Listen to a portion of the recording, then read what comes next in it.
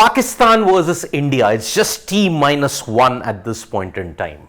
Now, Pakistan are heading into this clash versus India very low on confidence, having lost to the USA, and now if they lose to India, they are all but out of the T20 World Cup, because they will need other results going their way, and Kudrat ka Nizam might be meherban on them once, maybe twice, but not thrice. So that is why India versus Pakistan, it's a must-win game for Pakistan. But why do Pakistan struggle against India? In the 90s, it was often said that Pakistan's bowling versus India's batting. But here, the tables have totally turned. It is the case of Pakistan's bowling versus India's bowlers and batters. This is the one dimension that has come in. While India's bowlers have stepped up against Pakistan in the past, Pakistan's batters have not stepped up. And this is the main reason. For a decade, the stats that we are going to discuss in this particular video is from 2014 until now. Why has Pakistan struggled? A quick trivia question before we jump into the stats. Can you name the 3 matches that Pakistan have won in this last decade? 2014 Asia Cup ODI, 2017 Champions Trophy, 2022 the Asia Cup T20. What was the key difference in that? Batting. The batters stepped up at that particular time, and that is why they won. 2017, if you look at it, Fakhar Zaman's century plus contributions from every other batter. 2022, it was yet again a coordinated effort with the Indian fielding not living up to the mark at that point. 2014, same thing, although Shahid Afridi just got them over the mark. This is where I want to highlight the one major stat. Look at what has happened in this last decade. I am also including the 2021 T20 World Cup where they won by 10 wickets. The 2 T20 wins that Pakistan have had, the Asia Cup one and the T20 World Cup win. What was the run rate? Pakistan's run rate when they won against India was 8.8, 8.5 and 9.2 in both the games that they had won.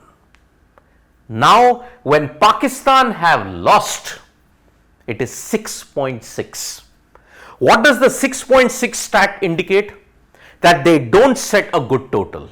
And if they are chasing a total, they tend to crumble. Now, the 2 wins that they have had is when they have chased, 2021 and 2022. So, if they win the toss in New York, will they bat first or will they bat second? Because it's been seen, batting first, it's a problem in New York.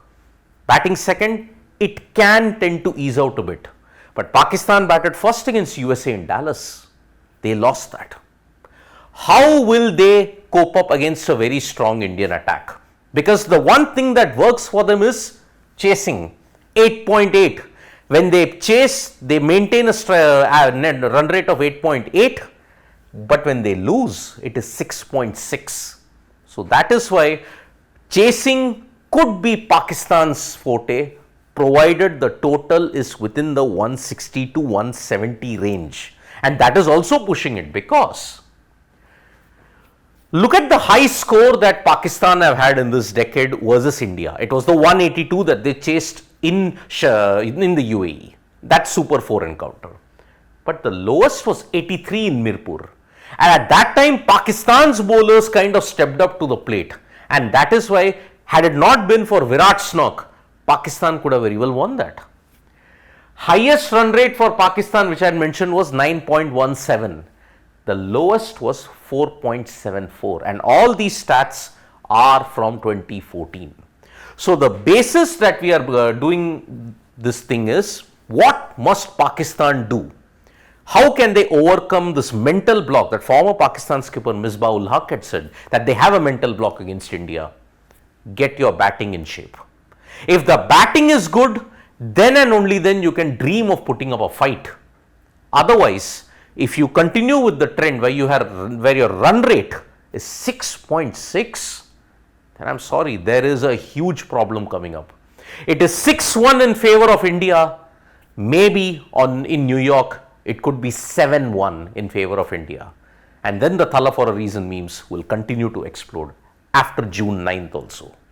Thank you so much, folks, for joining us for this video. Subscribe to Sports Today for all the latest news and analysis. Bye-bye.